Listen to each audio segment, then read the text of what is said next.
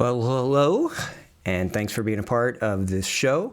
My name is John, and I am thankful, as always, that you are willing to take some time out. And I hope it's worth your time and effort to listen or to watch this show.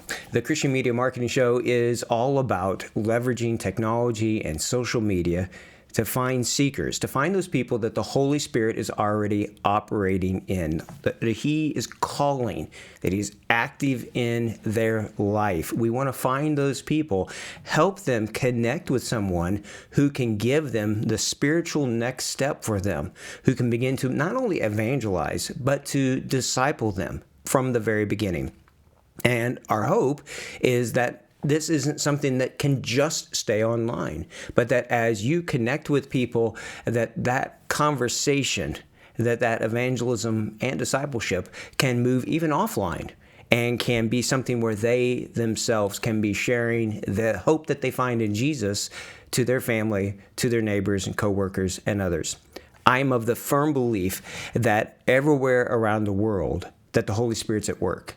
I believe with all of my heart that there's not a country that's off limits to God, that He is at work calling people in dreams and visions, in miracles, in encounters with others, and through digital social media types of outreach.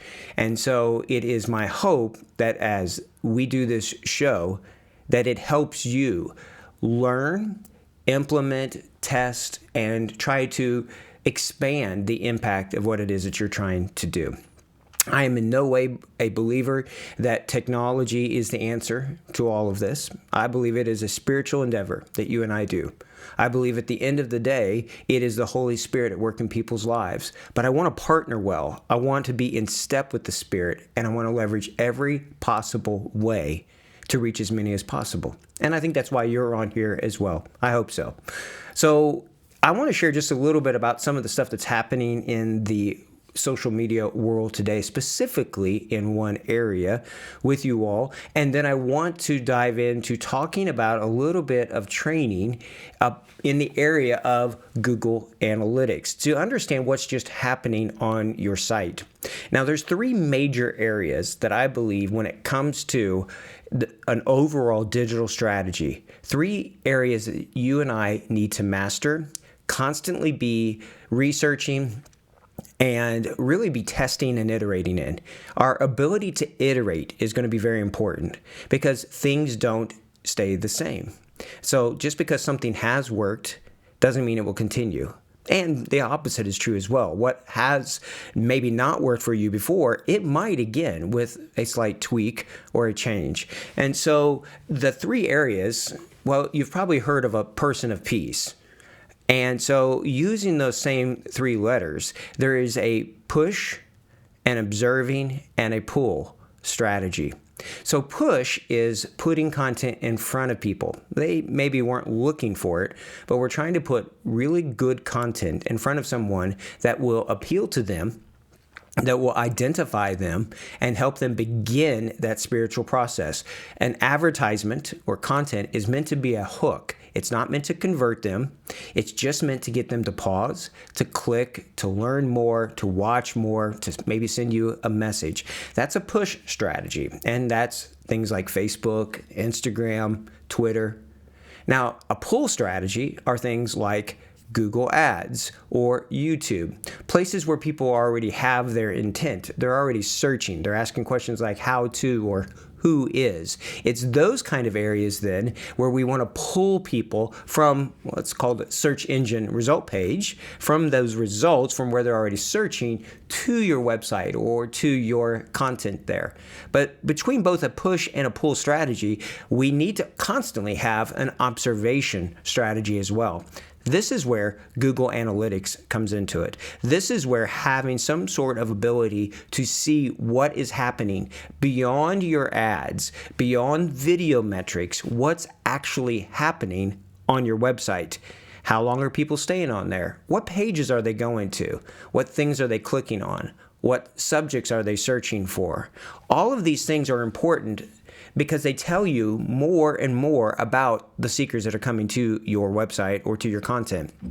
And so an observation part, it plays into both a push and a pull strategy. So to pop, we need a push, we need to be observant, and we need to be getting that analytics, and we need a pull strategy as well.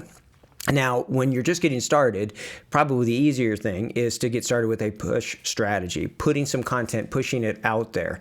And because it can generate interest. A pull strategy is one where you can't make people be searching for something, but you're trying to get those who are searching. So it can't necessarily generate interest as well as a push strategy does, but I think we need to be using both of them. And in certain countries, one may do better than the other. But regardless, we need to be observing and seeing what's happening. What's happening on our site? Where are people going? And the tool that I have used for a long time is Google Analytics.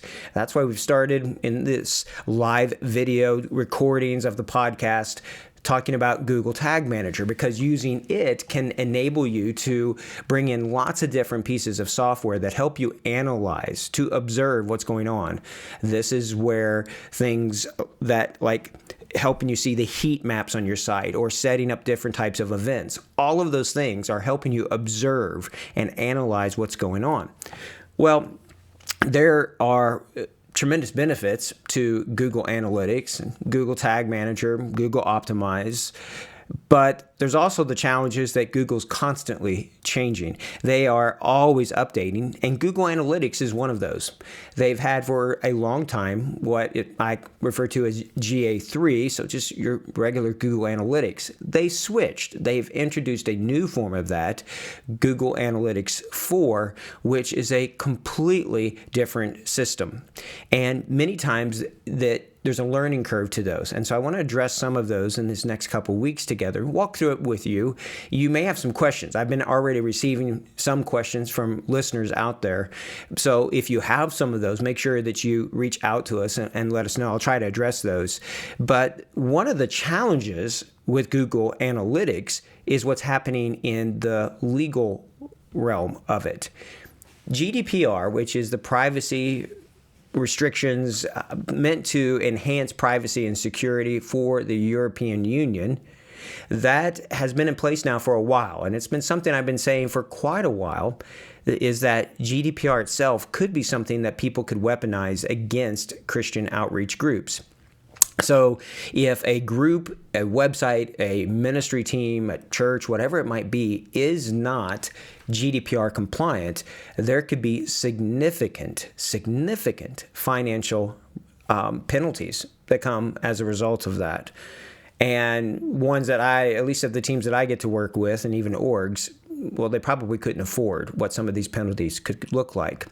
And so you have all sorts of just not necessarily inconsistencies, but uncertainties about what is this law, how does it apply, what should we be doing. Now, first and foremost, you need to do basic, standard, just good things on your website to be compliant, but you should probably do it regardless. Things like a pop-up, allowing people to opt in to seeing a pixel on their site, because that's how Google Analytics works. It's a small piece of code that is running on your website that goes back to Google's servers, which gives you the Google Analytics. Well, a pop-up explaining that. That's just, you need to have that, especially if you have anybody who will be traveling in or who are from the European area. And so that's one. You need to have good policies and privacy policies on your website. This is not only just how you use data, but if you use tools like Disciple Tools for your discipleship CRM or anything else where you're collecting data, you need to make sure that you're doing that. You also really need to be anonymizing a lot of stuff that is not important for what it is that you and I do. So IP addresses, different types of information like that, we don't need it. And that just puts us in a tough situation when it comes to some of these laws. And so if you're keeping records digitally, or the software you're using is doing that, then you have to make sure that you are GDPR compliant. Now, there's other laws in other places around the world, which is what really makes this difficult. California has laws. Virginia in the United States has some new laws that are coming into effect. You've got senators in the United States that are trying to introduce legislation that would pretty much obliterate the ad targeting in those kind of areas. You have different countries in the world like India, Nigeria, China, North Korea, even Egypt and others that have different rules. Obviously, places where there's political unrest like Myanmar is another one where there's just a lot of issues that are at play when we're using these social media metrics and channels. So the Austrian court here about a week ago said that Google Analytics goes against GDPR in the European Union. And there's also a court case with Facebook and how they're handling data, that the results of that could come out literally any day now. We know these things are coming. The issues of privacy, the issues of data security, they're not going to go away. And so I'm waiting to see what these major companies do. Maybe they put a data center in the European Union. Maybe they change the software itself. Maybe there's going to be more than one version of it. But things are going to change, and that means that you and I are going to have to change.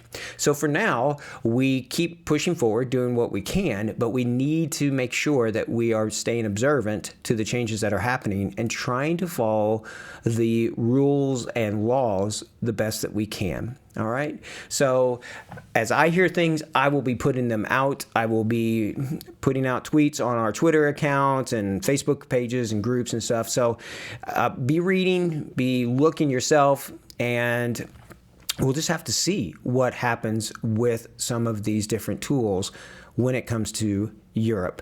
Now, with all that being said, with all that being said, we're going to look at Google Analytics for the next couple weeks at least, because I still love it as software. Even with the challenges, even with some of the GDPR things that are happening, even with many other changes that are happening out there, I think it's really important that we have data, that we are observing what's going on, and that we then are making tests, that we're growth hacking, that we're observing what's going on and then iterating or making changes or running some experiments in the content and the things that we're doing. So I'm going to dive in here for just a little bit and try to explain what is happening for those of you just listening to the podcast. If you are and you want to watch this video where the training is, you can always go to our KavanaughMedia.com website, click on there, and under podcast, you'll see the link, or you can go to our YouTube page and subscribe there. Okay, we're going to dive in now to Google Analytics and take a look at it to see what we can learn, and we're just going to do an overview today of Google Analytics. I'm going to briefly touch on GA3, Google Analytics 3, and then spend most of my time on Google Analytics 4, because that's where everything is going. But even there, we're just going to look at a broad overview. Now, the data I'm using here is from a demo account that Google provides. And so some of this stuff won't look the same. You're going to have some different things on there, but that's okay. So just understand that, some of this is going to look a little bit different for you. All right. So let's take a peek here at Google Analytics 3. That's what you're looking at right here on this screen. And I just want to work across the screen here to briefly describe to you, if you're listening or if you're watching here, what the home screen does. The home screen is going to give you a certain amount of information as far as just how many people, how many return people you could have, if you have goals or conversions set up, what is the rate of that, how many times people have been coming to your site. So just general information. You also have a little bit of information that's called insights that Google Analytics 3 provides, but I think GA4 is going to be one of the areas where it really shines forth. You can see how many active users are on your site. I love doing this when I'm running ads just to see how many people are on there getting exposure to the good news. You can see on the homepage as well, where are people coming from? What channels are driving it? Are they coming from Google Ads or Facebook? What's that source of it? Are people being referred to your site from maybe another one? That's something I found out a while back, that on my own Kavanaugh Media podcast, there was a radio station that was putting our content on their Christian radio station website. And so I started to get referrals and traffic coming from that. You can see what countries people are coming from, what time of day people are showing up, whether they're coming from a desktop or a mobile or maybe a tablet. You can see if their active users continue on, what pages are they visiting the most.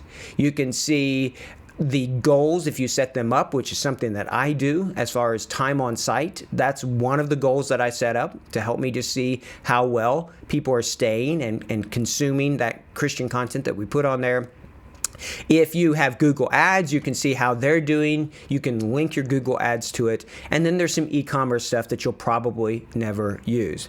Now, there's other reports on the left side of the screen. So you have real-time reports about your audience, how you're getting your users on your site, what they're doing. This is where you can start to see events and you can see site information. The site speed one, if you click on behavior, you'll see that one. That's an interesting area to just let you see how your site is actually performing.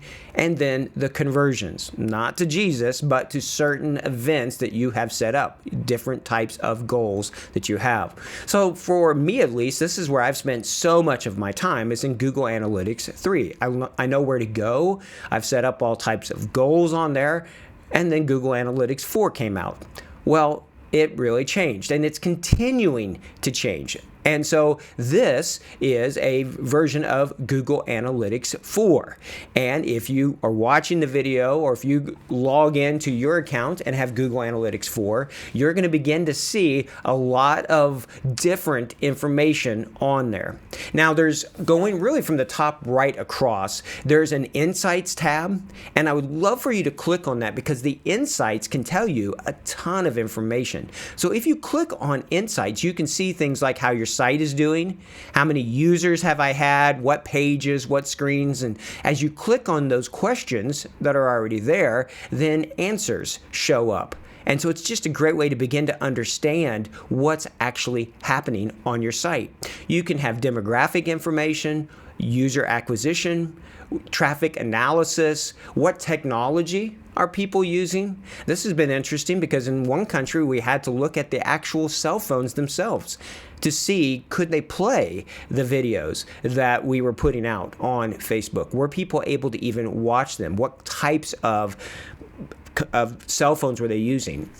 Were they using Facebook Lite, or just were they using to that? And so that Insights area, it's going to be in the top right area on your Google Analytics 4, will give you a lot of information that you can already have pre-built-in questions to do that.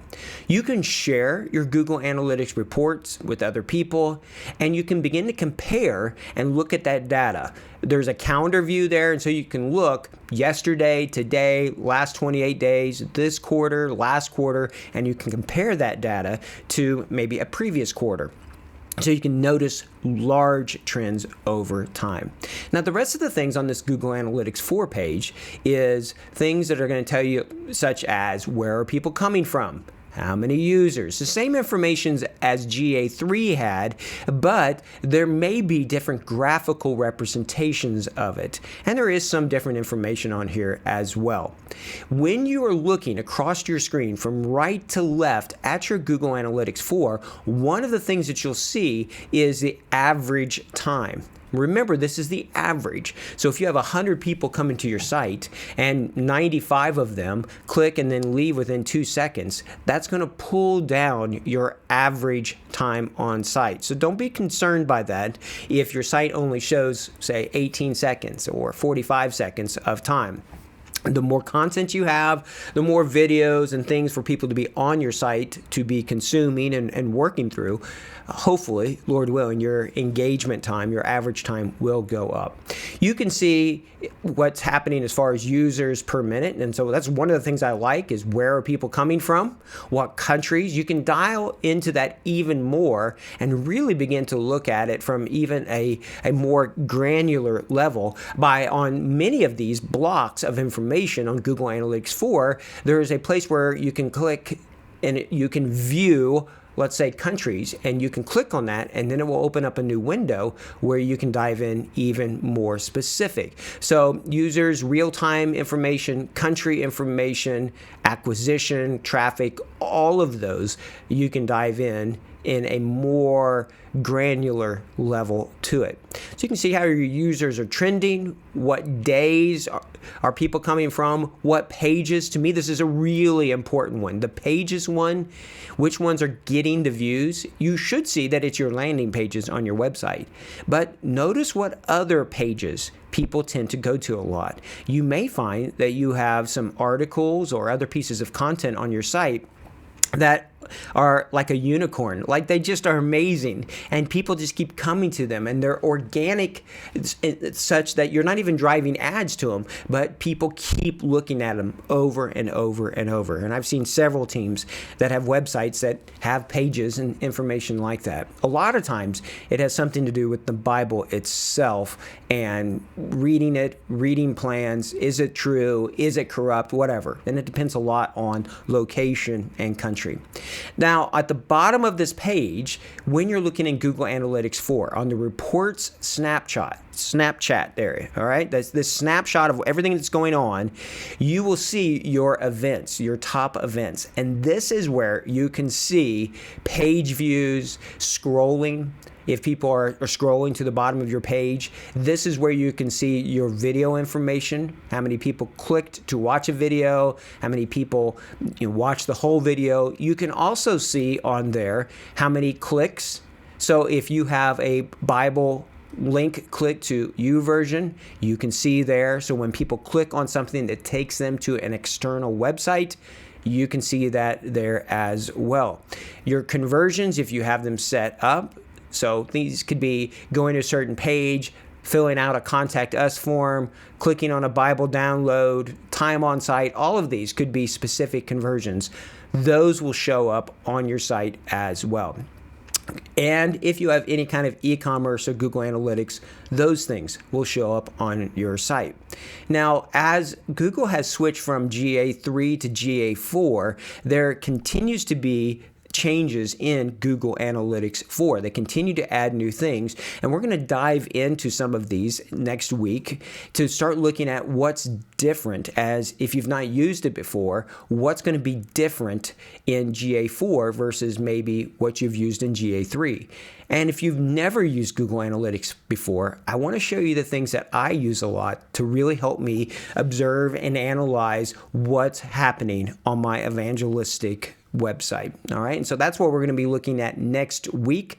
We'll have interviews with different people here in the next couple of weeks coming up as well. So lots of different things, but I really want to incorporate training into these podcasts as much as I can, record this video, make these things available for you, because it just seems like things are changing and they're changing fast. So I hope that this has been a benefit for you today. I hope that if you've watched this, it's piqued your interest to get in there. If you're not using Google Analytics yet, that you get analytics on your website. If you're concerned about some of these GDPR rules and some of these laws that are happening, there are other alternatives to Google Analytics out there. There are different levels of quality to them. A lot of the ones that I think are very good that I've looked at do have a cost to them, a monthly cost, but it's a really important part of your work. You want to know what's happening. So I hope that you will dive into it. You will explore. I hope you'll subscribe to our YouTube channel and to this podcast. If you're listening to the audio version, share it with other people. Let us know what questions you have. We can't be tech support for everybody, but we'd love to hear what you're facing. What issues are you seeing? What ideas that you've done so that we can share that broadly with the rest of the Christian evangelistic world that's out there. So whether you're a church, a mission, whatever you are, a mission team, I hope that these videos and the podcast itself is going to be a benefit to you. I want you to know that we pray for you. I pray for you all every day. May God find us faithful. Let's keep pushing forward. Let's keep testing. And until next time, take care and God bless.